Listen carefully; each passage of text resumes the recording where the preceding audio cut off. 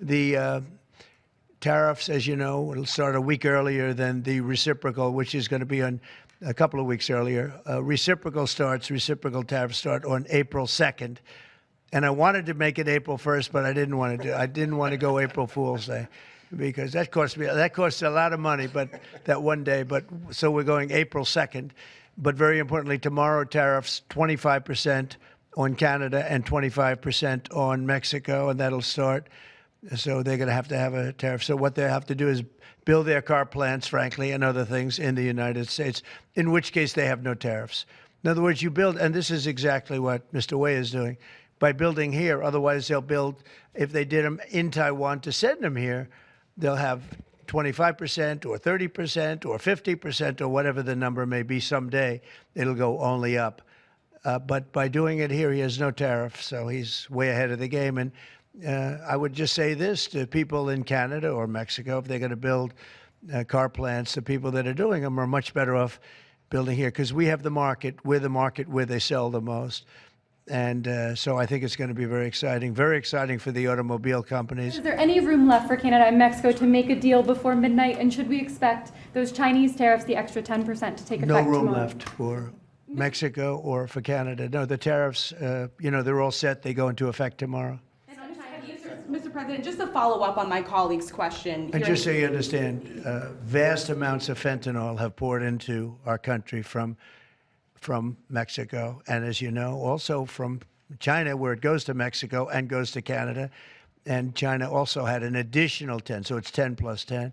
And it comes in from Canada and it comes in from Mexico. Tariffs are easy, they're fast, they're efficient, and they bring fairness. For instance, when people kill their dollar, their equivalent of the dollar, whether it's the yuan or the yen in Japan or the yuan in China, when they drop them down, that puts us at a very unfair disadvantage. So all I have to do is say, Howard, we're going to have to raise the tariffs a little bit, because I've called President Xi, I've called the leaders of Japan to say you can't continue to reduce and break down your currency. You can't do it because it's unfair to us. If we had a president that knew what they were doing, and we had a lot of them very bad on trade. Look, I'm a huge fan of Ronald Reagan, but he was bad on trade, very bad on trade.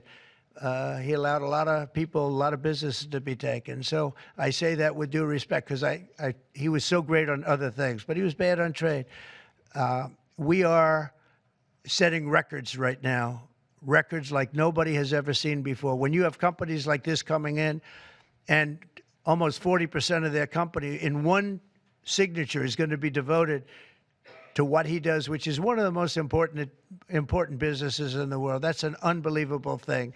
When Apple now is going to start building all of their plants here, all because of what we've done in terms of, it's not because he likes me or they like me. They don't probably like me at all. I don't know. I think he likes me a little bit at least. But you know what? It's the incentive we created, or the negative incentive. I mean, it's going to be very costly for people to take advantage of this country. They can't come in and steal our money and steal our jobs and take our factories and take our businesses and expect not to be punished. And they're being punished by tariffs. It's a very powerful weapon that politicians haven't used because they were either dishonest, stupid, or paid off in some other form.